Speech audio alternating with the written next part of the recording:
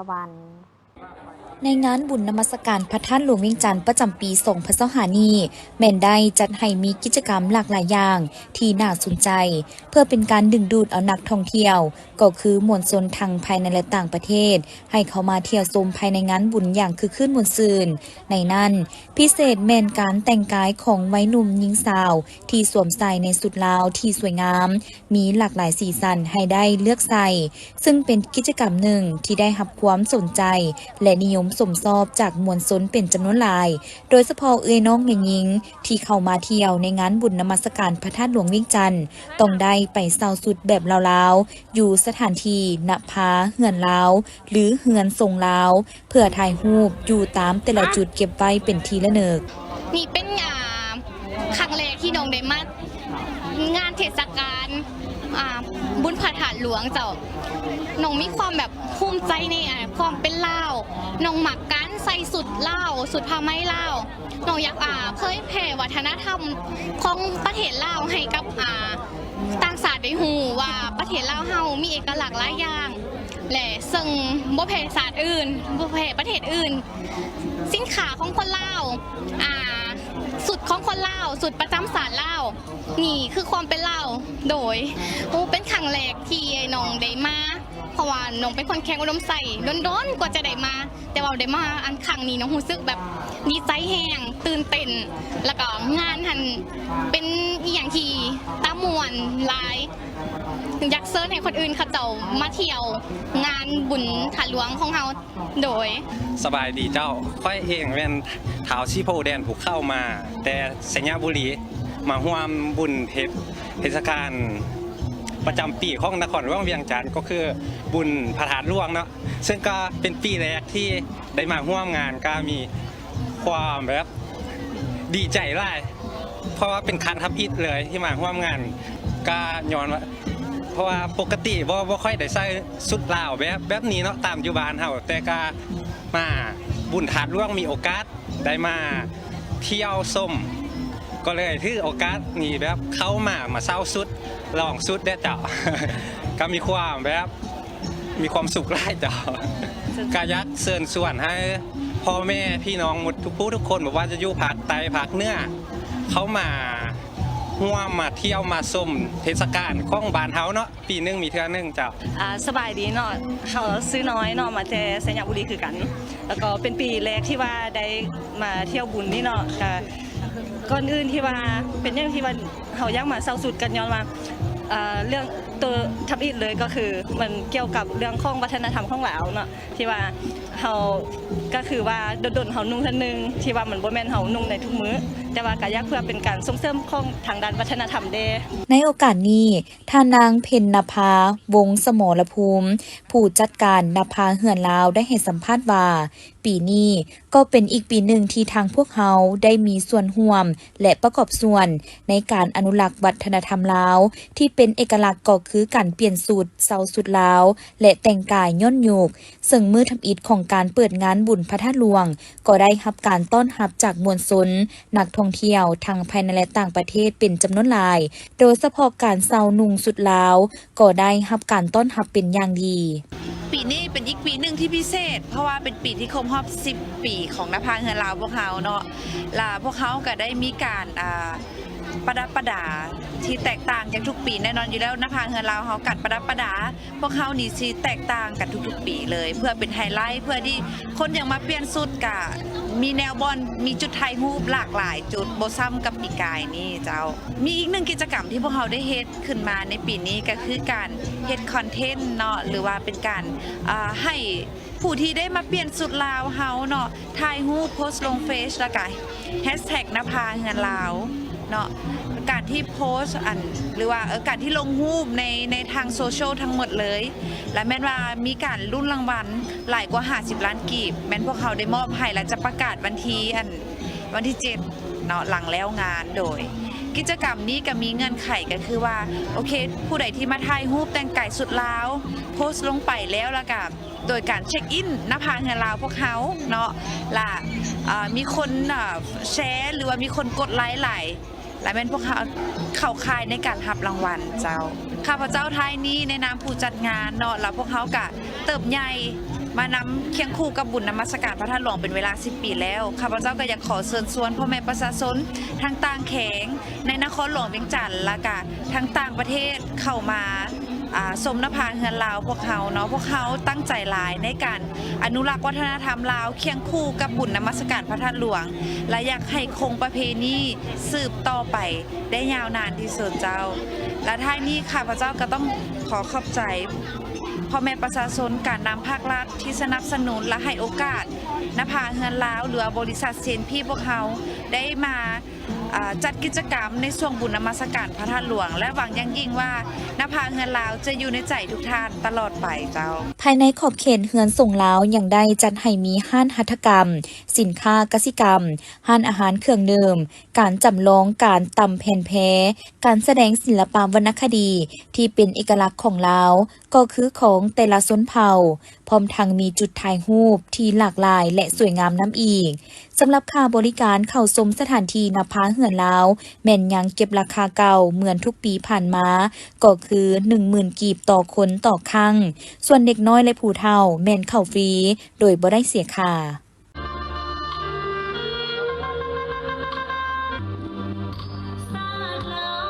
พิธีเปิดงานบุญนมัสการพระธาตุหลวงเวียงจันทร์และการวางแสดงขายสินค้าประจำปี 2025 ได้จัดขึ้นในวันที่ 1 พฤศจิกายน 2025 อยู่ที่เดินพระธาตุหลวงเวียงจันทร์โดยการให้เกียรติเข้าร่วมของท่านกี่แก้วไข่คำพิทูลรองนายกรัฐมนตรีมีบรรดาการนำภาครัฐการนำนครเวียงจันทร์มีผู้ต่างหน้าองค์การจัดตั้งสากลประจำลาวพร้อมแขกถึกเซินและมวลชนชาวนครเวียงจันทร์เข้าร่วมอย่างหลวงหลายซึ่งบุญพระธาตุหลวงจัดขึ้นในวันที่ 1-5 พฤศจิกายน 2025 นี้อยู่ที่เดินสนามหลวงและอยู่ศูนย์การค้าลาวไอเตกแม่นวันที่ 1-9 พฤศจิกายน 2025 สำหรับปีนี้นครเวียงจันทร์ได้จัดให้มีหลากหลายกิจกรรมที่สอดคล้องกับฮิตของประเพณีและวัฒนธรรมอันดีงามของชาติลาวเฮาในโอกาสนี้ท่านอาสพังท้องศรีพันดอนเจ้าของนครเวียงจันทร์ได้ขึ้นกล่าวรายงานต่อพิธีว่างานบุญนมัสการพระธาตุหลวงเวียงจันทร์แม่นฮิตของประเพณีวัฒนธรรมอันดีงามของชาติลาวเฮาซึ่งได้สืบทอดปฏิบัติกันมาเคียงคู่กับคนลาวชาวนครเวียงจันทร์นับแต่มือพระธาตุหลวงแห่งนี้ได้รับการสร้างขึ้นและพ้นเด่นที่สุดแม้ในระยะพระเจ้าไสยเศรษฐาธิราชมานำพาปฏิสังขรณ์พระธาตุหลวงแห่งนี้และได้เฉลิมฉลองใหญ่ในปีค.ศ. 1560ในโอกาสที่ได้มีการย้ายนครหลวงจากเสียงทองมาอยู่นครหลวงจันทร์เล่าขานกันว่าเวลานั้นเพิ่นได้นำพาจัดพิธีเฉลิมฉลองพระมหาเจดีย์เป็นการใหญ่ตลอด7 มื้อ 7 คืนอันได้กลายมาเป็นประเพณีบุญพระธาตุหลวงเวียงจันทร์ในเดือน12ลาวนับแต่มื้อขึ้น8ค่ำของทุกๆปีสืบต่อกันมาบุญธาตุหลวงปีนี้มีหลายพิธีสำคัญทางศาสนาเป็นต้นแมนในตอนแรกของวันที่3 พฤศจิกายนจะมีพิธีสูตรปริตะมงคลที่ด้านในกรมเลียนพระธาตุตอนบ่ายวันที่ 4 พฤศจิกายนมีพิธีแห่ผาศาสตร์เพิงส่วนมื้อสุดท้ายของงานวันที่ 5 พฤศจิกายนในตอนเช้าจะมีพิธีตักบาตรนอกจากนั้นในตอนบ่ายมีพิธีแห่ลูกขีและแข่งขันกีฬาพื้นบ้านตีขี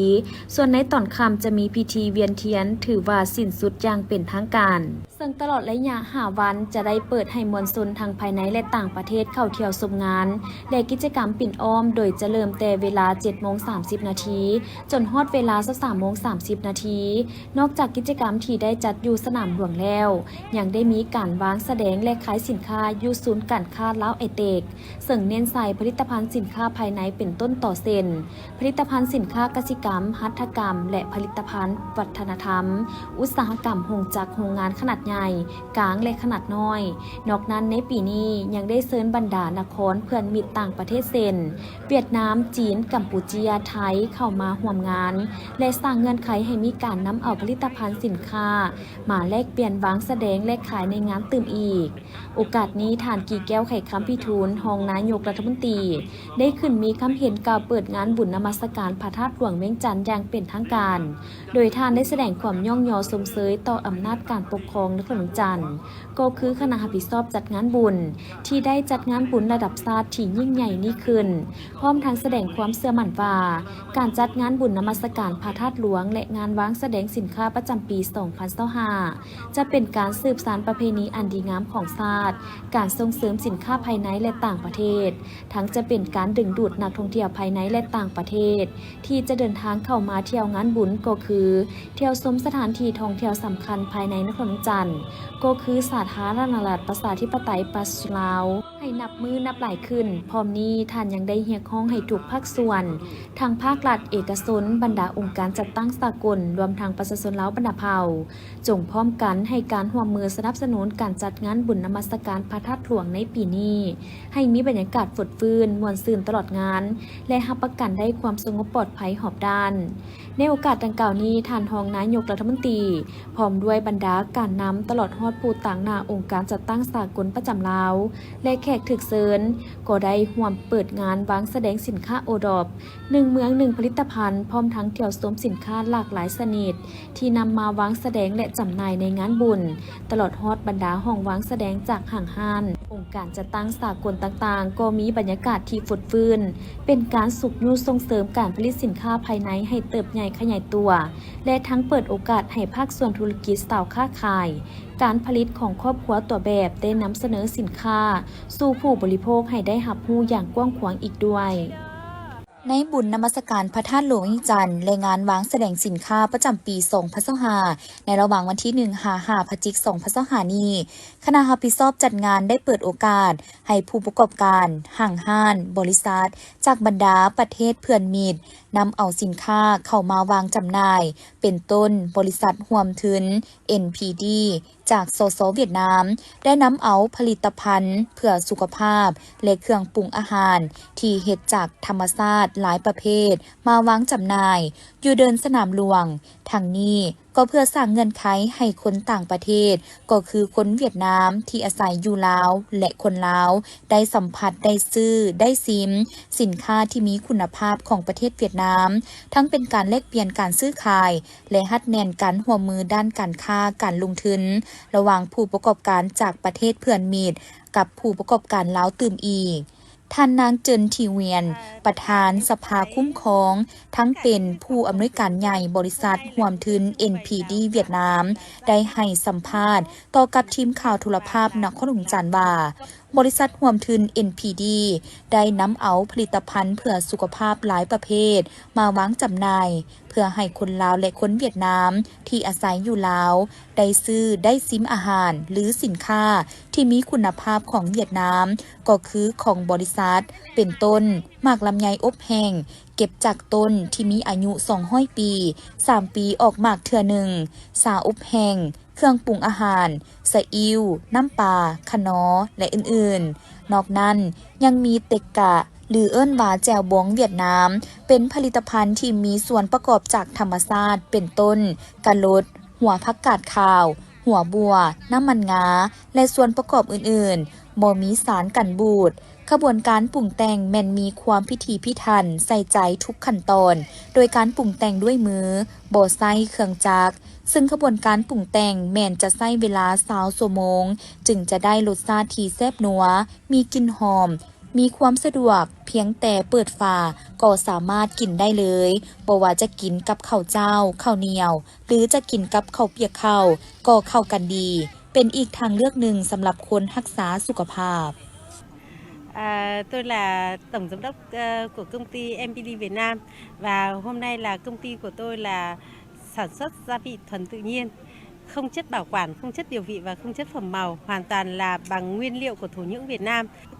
ครั้งทำอิติข้าพเจ้าได้เข้ามาดินแดนลาวและข้าพเจ้าอยากนำแบบอยากเสนอผลิตภัณฑ์ของข้าพเจ้าหุ้นส่วน MPD เวียดนามและข้าพเจ้าอยากเอาผลิตภัณฑ์มาเผยแพร่อยู่ในเมืองลาวเพื่อว่าอยากให้ประชาชนลาวหรือว่าประชาชนเวียดนามที่อาศัยอยู่เมืองลาวนี่ได้นำใช้ผลิตภัณฑ์นี้เพราะว่าผลิตภัณฑ์นี้มันเฮ็ดจากธรรมชาติโดยตรงบ่มีสารเจือปนอย่างเมื่อ มื้อนี้ข้าพเจ้าได้เอาเครื่องมาเผยแพร่โฆษณาให้ฮู้แม่นผลิตภัณฑ์จากธรรมชาติโดยเฉพาะแม่นสาหรือว่าเครื่องปรุงแต่งที่ว่าเฮ็ดเพื่อเฮ็ดให้สุขภาพเฮาแข็งแรงอยากให้ประชาชนลาวเฮาหมดทุกคนมีสุขภาพแข็งแรงเพราะเฮ็ดผลิตภัณฑ์นี้เฮ็ดจากธรรมชาติโดยตรง สำหรับท่านไหนอยากซื้ออาหารเพื่อสุขภาพที่มีคุณภาพ ผ่านมาตรฐาน ผ่านองค์การอาหารและยา และอื่นๆ จากสสเวียดนาม สามารถเข้าไปสอบถามและเลือกซื้อได้ ที่ห้องขายของบริษัทห่วมทุน NPD เวียดนามได้โดยกรุง อยู่เดินสนามหลวง ภายในงานบุญนมัสการพระธาตุหลวงเวียงจันทร์และงานวางแสดงสินค้าประจำปี2025นี้ท่านนางเจินทิงเวียนกล่าวตื่มว่าในอนาคตอันใกล้ๆนี้บริษัทห่วมทุน NPD เวียดนามมีแผนจะเปิดห้องการผู้ต่างหน้าอยู่นครหลวงจันทร์เพื่อนำเอาผลิตภัณฑ์ของบริษัทมาจำหน่ายอยู่สปป.ลาวเพื่อให้คนลาวได้สมไส้และบริโภคตอนค่ำของวันที่1 พฤศจิกายน 2025ซึ่งเป็นมื้อทำอิฐของบุญนมัสการพระธาตุหลวงซึ่งบริษัทเพชรถาวรก่อสร้างเคหสถานขวาทางและสำหรับประธานจำกัดผู้เดียวนำโดยท่านนางเพชรสมรเพ็งสวัสดิ์ประธานบริษัทได้นำเอาผาสัตว์เพิงและต้นเงินพร้อมด้วยขันบูชาเพื่อนำมาสักการะบูชาองค์พระธาตุหลวงเวียงจันทร์ตามฮิตของประเพณีอันดีงามของชาติลาวเฮาเนื่องในโอกาสบุญนมัสการพระธาตุหลวงเวียงจันทร์ประจำปี 2025ซึ่งเป็นขนบธรรมเนียมที่ได้ปฏิบัติสืบทอดเคียงคู่กับคนลาวตลอดมาบริษัทเพชรถาวรก่อสร้างจำกัดผู้เดียวเป็นบริษัทหนึ่งที่มีส่วนร่วมในการจัดงานวางแสดงและจำหน่ายสินค้าในงานบุญนมัสการพระธาตุหลวงเวียงจันทร์ในเขตที่ตนได้รับผิดชอบเขตสีเขียวเบื้องวัดธาตุหลวงใต้และสร้างสิ่งอำนวยความสะดวกต่างๆให้มวลชนชาวนครหลวงจันทร์ก็คือนักท่องเที่ยวทั้งภายในและต่างประเทศได้มาเที่ยวชมงานบุญพระธาตุหลวงประจำปี 2025ให้มีบรรยากาศเบิกบานม่วนซื่นและรักษาได้ฮิตของประเพณีอันดีงามของชาติของพุทธศาสนาทั้งรับประกันให้งานบุญมีความสะอาดงามตาเป็นระเบียบเรียบร้อยซึ่งกิจกรรมดังกล่าวนี้บริษัทเพชรถาวรก่อสร้างจำกัดผู้เดียวได้จัดขึ้นทุกปีในโอกาสงานบุญพระธาตุหลวงเพื่อเป็นการประกอบส่วนรักษาวัฒนธรรมอันดีงามของชาติลาวเฮาให้มั่นคงตลอดไปท่านลินคำดวงสวรรค์รัฐมนตรีกระทรวงเกษตรกรรมและสิ่งแวดล้อมได้แถลงข่าวต่อสื่อมวลชนในวันที่ 31 ตุลาผ่านมานี้ว่าภัยอึดหิวได้เป็นปัญหาใหญ่ของโลกมาเป็นเวลาหลายศตวรรษแล้วซึ่งองค์การอาหารและการเกษตรของสหประชาชาติหรือ FAO ได้กำหนดเอาวันที่ 16 ตุลาของทุกปีเป็นวันอาหารโลกเริ่มแต่ปี 1980 และได้กำหนดเอาวันที่ 17 ตุลาเป็นวันสากลเพื่อลดล้างความทุกข์ยากเริ่มแต่ปี 1992 เป็นต้นมารัฐบาลแห่งสาธารณรัฐประชาธิปไตยประชาชนลาวเห็นได้ความสำคัญของเวียกงานดังกล่าวซึ่งได้กำหนดเอาวันที่ 17-24 ตุลาของทุกๆปีเป็นสัปดาห์แห่งชาติเพื่อลดล้างความทุกข์ยากเริ่มแต่ปี 2003 เป็นต้นมาพร้อมเดียวกันปีนี้ยังเป็นปีเฉลิมฉลองการสร้างตั้งองค์การ FAO ครบรอบ 80 ปีซึ่งเป็นองค์การที่มีบทบาทสำคัญในการประกอบส่วนเข้าในการค้ำประกันเสบียงอาหารในทั่วโลกการโฮมชุมนุมและระลึกถึง2วันดังกล่าวแม้นมีความหมายความสำคัญบ่เฉพาะแต่ในใส่ปลูกที่สำนึกและสร้างความรับรู้ให้ประชาชนในทั่วโลกได้เข้าใจถึงความทุกข์ยากและภัยอึดหิวแต่ยังเป็นเพื่อให้กำลังใจมีความกล้าหาญและมีความสามารถบืนตัวออกจากความทุกข์ยากและภัยอึดหิวพร้อมทางเรียกร้องให้ทุกภาคส่วนมีส่วนร่วมในการผลิตเสบียงอาหารให้หลากหลายมีประสิทธิภาพและยืนยงดังนั้นต่างหน้าให้กระทรวงเกษตรกรรมและสิ่งแวดล้อมในน้ำเป็นเจ้าภาพจัดพิธีเฉลิมฉลองอย่างเป็นทางการในปีนี้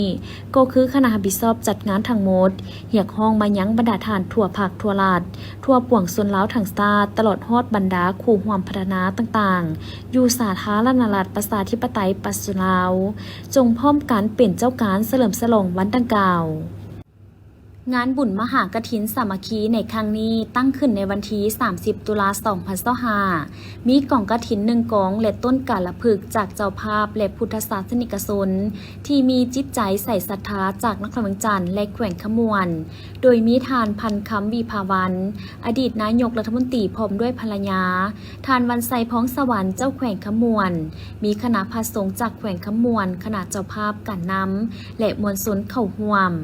ซึ่งในวาระ พิธีการตั้งกองบุญแมนได้มีการสูตรปริตะมงคลและฟังธรรมเทศนาพิธีสู่ขวัญเจ้าภาพและหับสมการแสดงศิลปะจากภาคส่วนต่างๆพร้อมทั้งมีการขบงานตามฮีตของประเพณีวันที่31 ตุลาแมนพิธีใส่บาตรและแห่ภาพมหากฐินเครื่องบริวารต่างๆอ้อมพระธาตุสีโคตตะบอง3 รอบพร้อมทั้งถวายผ้ามหากฐินนอกนี้ยังได้มีการต่อยอดวัตถุปัจจัยจากการจัดตั้งบริษัทห่างห้านและพ่อแม่ประชาชนที่เข้าร่วมภายในงานบุญซึ่งรวมวัตถุปัจจัยที่ต่อยอดได้ทั้งหมดจำนวน1 ตื้อกว่ากีบซึ่งการทอดกฐินสามัคคีครั้งนี้ก็เพื่อเป็นการระดมทุนสิ่งของวัตถุปัจจัย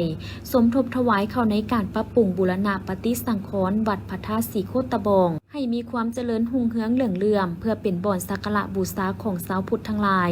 พร้อมนั้นก็เป็นการอนุรักษ์วัฒนธรรมฮิตของประเพณีอันดีงาม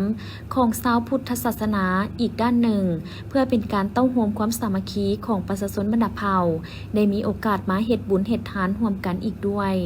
งานบุญทรงเฮือกีฬาประเภท12 สีพายซิ่งขันประธานแดนสวรรค์น้ำเงิมรีสอร์ทได้จัดขึ้นในวันที่1 พฤศจิกายน 2025ที่อ่างน้ำเงิมเขตสัมปทานของแดนสวรรค์น้ำเงิมรีสอร์ทบ้านพลงามน้าฝ่ายเมืองทุรคมแขวงเวียงจันทน์โดยการเป็นเกียรติเข้าร่วมของท่านนางแปกกีริว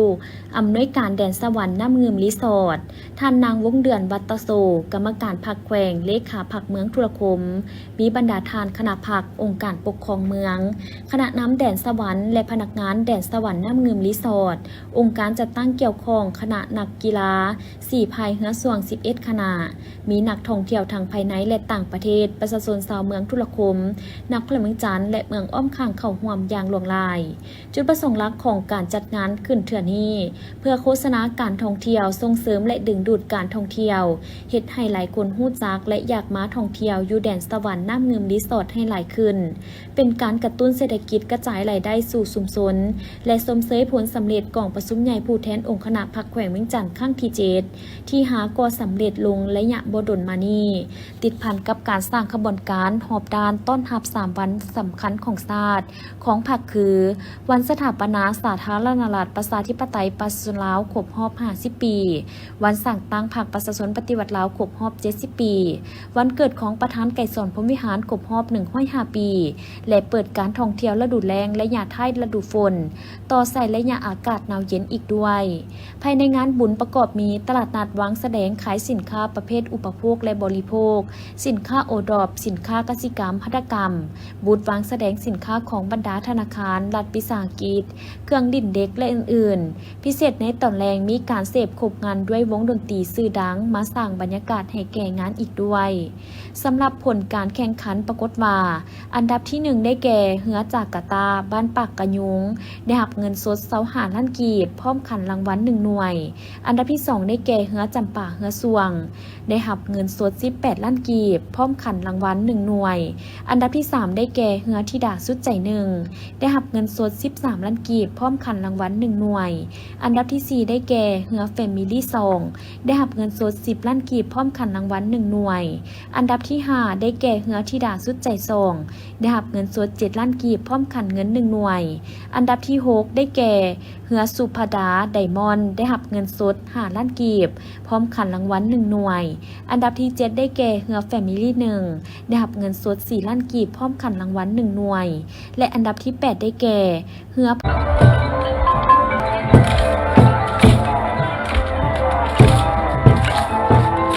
พิธีแห่ผาศาสตร์เพิงในบุญนมัสการพระธาตุหลวงเวียงจันทน์ในปีนี้มีความสวยสดงดงามตามขนบธรรมเนียมอันดีงาม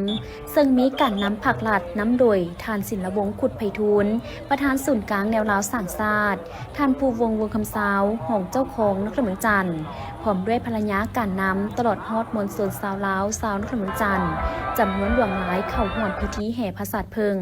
ในตอนบ่ายของวันที่4 พฤศจิกายน 2025อยู่ด้านในกรมมาเรียนพระธาตุหลวงเวียงจันทน์พิธีแห่ผาศาสตร์เพิงถือว่าเป็นประเพณีที่สำคัญอีกอันหนึ่งที่ได้สืบทอดและปฏิบัติกันมาในงานบุญนมัสการพระธาตุหลวงโดยเป็นเวลาหลายกว่า4 ศตวรรษแล้วซึ่งขบวนแห่ผาศาสตร์เพิงแม่นเริ่มในตอนบ่ายของมื้อคืน14 ค่ำ เดือน12ลาวสำหรับผาสาดเพิงที่นำมาแห่นั้น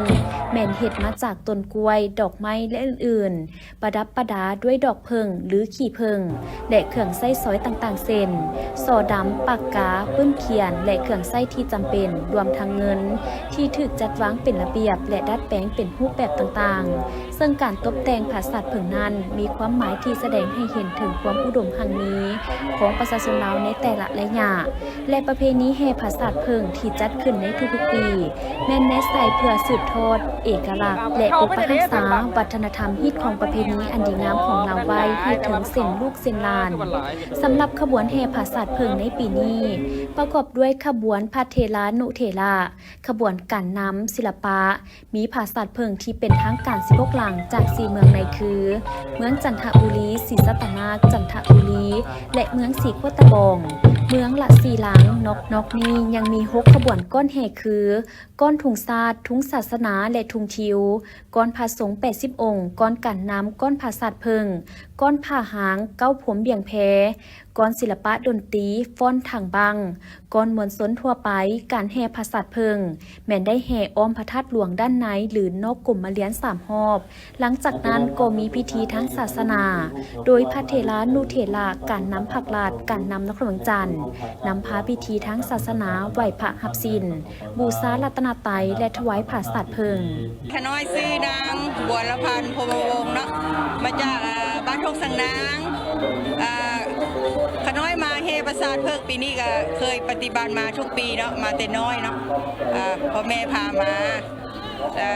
ปีนี้ถือว่าถึกปีที่25เนาะครบรอบที่ว่าเขาแต่งงานก็ได้มาทุกปีนะอยากเชิญชวนหมู่เพื่อนพี่น้องอยู่ทางใกล้ไกลเนาะต่างประเทศบ่พี่น้องสาวบ้านใกล้เงินเคียงได้พากันมาเฮประสาทเพิ่นถือว่าประสาทเพิ่งนี้มันฮิตของประเพณีอันดีงามของชาติลาวเนาะได้นับถือมาแต่บรรพบุรุษว่าสิซะแต่พระเจ้าไสสิทธาเนาะขน้อยก็ได้มากราบไว้ทุกๆปีมาขอบุญขอบารมีน้ำเพิ่นนั่นแหละอันใดดีงามขน้อยก็ได้สร้างสาพัฒนาประเทศชาติพาให้ประชาชนนั้นได้มาอยู่จุดนี้สำเร็จขอให้ทุกคนเชิญชวนกันเด้อพี่น้องชาวลาวชาวอย่างกะยาทั่วโลกที่ว่ารู้จักประเทศลาวให้มาเที่ยวชมประเทศลาวในนามนมัสการพระธาตุหลวงมาแวะมากราบมาไหว้เป็นสิ่งศักดิ์บูชาของชาวลาวทั่วประเทศเนาะขอบใจในการแห่ผาสาดเพิงนั้นสาวลาวบรรณเผ่าบ่ว่าจะเป็นผู้เฒ่าผู้แก่สาวหนุ่มหญิงชายรวมถึงเด็กน้อยได้เข้าร่วมอย่างฝดฟื้นมวลซื่นผู้ชายนุ่งถือสุภาพส่วนแม่หญิงเองก็นุ่งถือตามเอกลักษณ์ของแม่หญิงลาวใส่สินเบี่ยงแพถือผาสาดเพิงแห่ไปตามขบวนซึ่งขบวนการแห่แม่นผสมประสานด้วยเสียงคับเสียงล้ำจากท้องถิ่นต่างๆที่ฟังแล้วเป็นหน้าอ่อนซ้อนใจพร้อมนั้นยังมีขบวนแห่ผาสาดเพิงจากภาคส่วนต่างๆที่มีการนุ่งถือของแต่ละชนเผ่าซึ่งแสดงให้เห็นถึงการเต้าโฮมความสามัคคีของประชาชนลาวบรรดาเผ่าอีกด้วยการแห่ผาสาดเพิงนั้นแม้นได้มีมวลชนจำนวนหลายแห่อ้อมหอบนอกกลุ่มมาเลียนพระธาตุหลวง3หอบก่อนที่ขบวนจะแห่ผ่านประตูเบื้องตะวันออกเพื่อเข้าแห่อ้อมพระธาตุหลวงอยู่ด้านในกลุ่มมาเลียนซึ่งมวลชนจำนวนหลวงหลายแม้นได้นำเอาผาสาดเพิงและดอกไม้ทูบเทียนของตนนำไปวางอ้อมหอบพระธาตุหลวงเพื่อเป็นการสักการะบูชาองค์พระธาตุหลวงมิ่งขวัญชาวลาวตามขนบธรรมเนียมที่สืบทอดกันมามื้อนี้ก็มีขบวนผาสาดเพิงมาแห่น้ำเพิ่นเนาะเพื่อความเป็นสิริมงคลของปวงประชาชนลาวเฮาในงานนมัสการพระธาตุหลวงในนี้เฮาก็รักษามนต์เชื่อของวัฒนธรรมลาวโดยการเพิ่นว่าเผ่าลาวเนาะมาในนามเผ่าลาวมีลาวเทิงลาวลาวได้ลือแน่ลาวกลางแน่หลายเผ่ามาผสมผสานกันเนาะว่ามาร่วมในงานนมัสการพระธาตุหลวงเพื่อรักษาอนุรักษ์วัฒนธรรมฮิตของประเพณีลาวเฮา ะในนี้ก็เฮียห้องมายังประชาชนลาวบรรดาเผ่าเฮาเนาะให้ความสำคัญในงานบุญนมัสการพระธาตุหลวงนี้โดยการที่ว่าเบื้องต้นก็เป็นเครื่องมือถือเฮานี่แหละเนาะเพื่อรักษาอนุรักษ์วัฒนธรรมเอกอ้างความเป็นลาวของเฮาเนาะ มื้อนี้ก็รู้สึกภาคภูมิใจเป็นอย่างยิ่งเนาะที่ว่าได้เข้ามาร่วมในกระบวนการแห่พระศาสตร์เพิ่งในมื้อนี้เนาะซึ่งสหพันธ์เป็นยิงเมืองของพวกเขาก็ได้สมทบกับบ้านวัฒนธรรมก็คือสถานที่ท่องเที่ยววัฒนธรรมเมืองนาไซทอง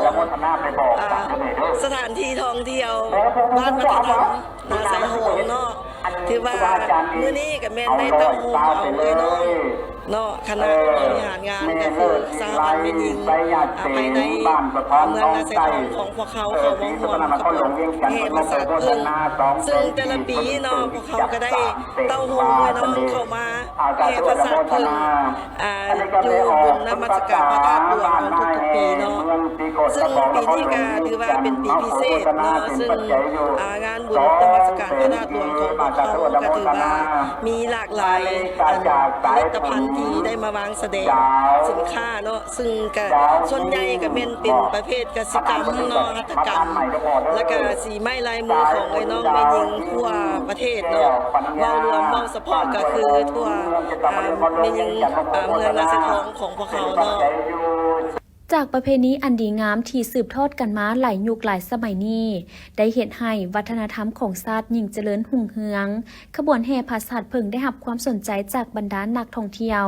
ทั้งภายในและต่างประเทศซึ่งในแต่ละปีนักท่องเที่ยวเข้าชมขบวนแห่พระศาสตร์เพิ่งเป็นจำนวนหลวงหลายขบวนแห่พระศาสตร์เพิ่งปีนี้เป็นอีกปีหนึ่งที่มีความยิ่งใหญ่งดงามบ่งบอกถึงความเลื่อมใสศรัทธาอันแห่งกาที่มีต่อพระธาตุหลวงที่เป็นมรดกอันประเสริฐของชาติซึ่งเจริญรุ่งเรืองอยู่กับชาติลาวเฮาตลอดกาลนาน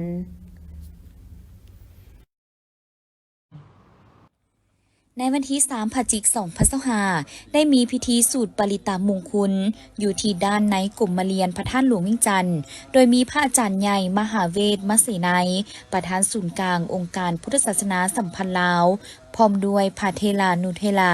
ท่านนางปานีหย่าทอตู้รองรัฐมนตรีแห่งสปป.ลาวท่านอัศพังทองศรีพันดอนเจ้าของนครหลวงจันทร์มีครอบครัวกันนำและภาคส่วนเกี่ยวข้องเข้าร่วมในพิธีสำคัญนี้ท่านฮ้องประธานประเทศได้จุดเทียนไสบูชาคุณพระรัตนตรัยและองค์พระธาตุหลวงพร้อมทางลันคอง3 บาทเพื่อเป็นสิริมงคลจากนั้นก็ได้เข้าร่วมพิธีทั้งศาสนาด้วยการไหว้พระหับศีลหับพรหยาดน้ำและฟังธรรมเทศนาสำหรับพิธีสูตรปริตามงคลในบุญพระธาตุหลวงนี้แม่นฮิตของอันเก่าแก่ที่ได้สืบทอดปฏิบัติกันมาเป็นเวลายาวนานแล้วโดยได้จัดขึ้นในมื้อขึ้น13 ค่ำเดือน12 แล้วของทุกๆปีซึ่งแม่นหนึ่งในขนบธรรมเนียมทางศาสนาที่สำคัญของการจัดงานบุญพระธาตุหลวงเพื่อเป็นการเปิดงานบุญนมัสการพระธาตุหลวงอย่างเป็นทางการทั้งเป็นการบูชาพระธาตุหลวงที่เป็นมรดกทางวัฒนธรรมอันล้ำค่าของชาติและเป็นมิ่งขวัญดวงใจของปวงชนลาวมาหลายยุคหลายสมัยพร้อมกันนี้พิธีสูตรปริตะมงคลก็เพื่อเป็นการสร้างความเป็นสิริมงคลให้แก่บ้านเมืองและการจัดงานบุญพระธาตุหลวงนอกจากนี้ยังเป็นการสร้างความอยู่เย็นเป็นสุขให้กับประชาชนบรรดาเผ่าและเป็นการเต้าโฮมความสามัคคีของชาวพุทธศาสนิกชนทั้งอยู่ใกล้และไกลได้เข้ามากราบไหว้องค์พระธาตุหลวงซึ่งเป็นพระธาตุมิ่งขวัญของปวงชนลาวทั่วประเทศนอกจากพิธีสูตรปริตะมงคลแล้วสิ่งที่สำคัญและขาดบ่ได้ในการจัดงานบุญนมัสการพระธาตุหลวงก็ยังมีพิธีแห่พระศาสตร์เพิ่งพิธีตักบาตรการแข่งขันกีฬาตีขีและพิธีเวียนเทียนจุดบั้งไฟเพื่อสักการะบูชาองค์พระธาตุหลวงในมื้อปิดงานอีกด้วยสาธุมะพันติปานาติปาตาพิธีดังกล่าวได้จัดขึ้นในวันที่3 พฤศจิกายน 2565อยู่ที่เมืองปากเงิมนครหลวงจันทร์ซึ่งขบวนแห่แลนทวนไฟครั้งนี้ได้เริ่มจากดินรวมบ้านพร้าวสู่โรงเรียนมัธยมตอนต้นบ้านพร้าวเมืองปากเงิมโดยการนำพาขบวนแห่แลนทวนไฟจุดที่1ระยะทาง200 เมตรโดยท่านผู้วงคำสาวของเจ้าของนครหลวงจันทร์คณะรับผิดชอบระดับชาติ ห้องประธานจัดงานมหกรรมกีฬาแห่งชาติครั้งที่ 12 ส่งต่อให้พ้นจัตวาแป้นคำบุตรจันแพงเลขาคณะพรรคแขวงบ่อแก้วเพื่อนำพาขบวนสืบต่อแห่แลนถ่วนไฟจากจุดที่ 2 ระยะ200 เมตรและส่งต่อให้ทานบุญหลายบุตรทีเลขาคณะพรรคแขวงเซกองเพื่อนำพาขบวนสืบต่อแห่แลนถ่วนไฟจากจุดที่ 3 ระยะ200 เมตรแล้วส่งต่อให้สหายคำมูลเตียงทลาดเลขาพรรคเมืองปากเงิมหับและส่งต่อมอบให้คณะรับผิดชอบจัดงานมหกรรมกีฬาแห่งชาติครั้งที่ 12 ที่นครหลวงจันทร์เป็นเจ้าภาพในพิธีทานผู้วงคำสาวต่างหน้าให้คณะรับผิดชอบจัดงานมหกรรมกีฬาแห่งชาติครั้งที่ 12 ได้กล่าวว่าการแห่แลนถ่วนไฟในครั้งนี้แม่นเป็นครั้งที่ 7 สืบต่อจากเมืองหาดเซฟองทางนี้ก็เพื่อเป็นการแจ้งข่าวและปลุกระดมให้ทั่วสังคมประชาชนชาวนครหลวงจันทร์ก็คือบรรดาแขวงได้รับทราบและเป็นเจ้าการร่วมกันเป็นเจ้าภาพที่ดีในการจัดงานแข่งขันกีฬาครั้งนี้ให้มีผลสำเร็จตามระดับคาดหมายการแห่แลนถ่วนไฟจะกลายเป็นสัญลักษณ์แห่งความสามัคคีมิตรภาพอันเป็นปึกแผ่นและความเป็นจิตหนึ่งใจเดียวของคณะนำนักกีฬาจากบรรดาแขวงในทั่วประเทศพร้อมกันพัฒนาเวียกงานกีฬากายกรรมซึ่งเป็นหนึ่งในหาหลักมูลการศึกษาแห่งชาติและสร้างให้ได้นักกีฬาที่ดีเด่นในวงการกีฬาลาวก็คือการสร้างประสบการณ์และความเข้มแข็งให้นักกีฬาด้วยหลายรูปหลายซีซันสร้างเงินไขยกระดับความสามารถของนักกีฬาให้เทียบทันกับระดับภาคพื้นและสากลดังคำขวัญของงานมหกรรมกีฬาแห่งชาติครั้งที่ 12 ที่ว่าสามัคคีมีวินัยโปร่งใสได้การพัฒนาพร้อมกันนั้นก็เพื่อสืบต่อสุขยูการสร้างขบวนการให้มีลักษณะต่อเนื่องและฟุดฟื้นทั้งเป็นการจัดงานมหกรรมกีฬากายกรรมในทั่วประเทศให้ประสบผลสำเร็จอย่างมีมากผลและจบขึ้นเองท่านป้าภูวีเจ้าของห้องปรุงแต่งยาพื้นเมืองบ้านลือสีคูนสาบบ้านโน้นสว่างเมืองเวียงคำแขวงเวียงจันทร์มีความภูมิใจที่ได้นำเอาผลิตภัณฑ์สินค้าของตนมาร่วมวางแสดงและจำหน่ายในงานบุญนมัสการพระธาตุหลวงเวียงจันทร์ประจำปี 2025 ในระหว่างวันที่1-5 พฤศจิกายนเพื่อให้มวลชนที่เข้ามาเที่ยวชมในงานบุญได้รู้จักกับผลิตภัณฑ์ของคนลาวทั้งเป็นการโฆษณาให้หันมาสวมใส่สินค้าที่คนลาวสั่งขึ้นมาให้นับมือหลายขึ้น